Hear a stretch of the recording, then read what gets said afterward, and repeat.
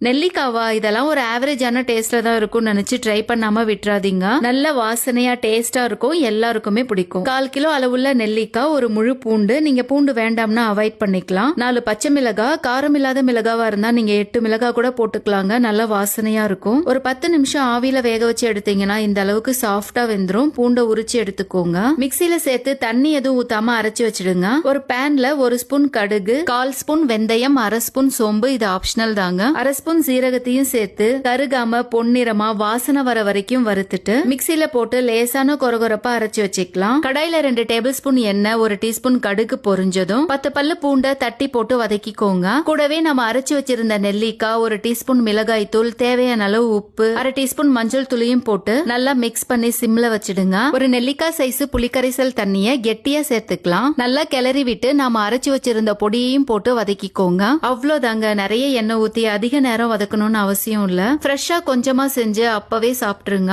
இதை நீங்க ஸ்டோர் பண்ணி வைக்கணும்னா எண்ணெய் கொஞ்சம் அதிகமா சேர்த்து வதக்கணும். சாதத்தோட பிசைஞ்சு சாப்பிடும் போது ரொம்ப நல்லா இருக்குங்க. இட்லி, தோசை, தயிர் சாதத்துக்குலாம் செம்மையா இருக்கும். ட்ரை பண்ணி பாருங்க.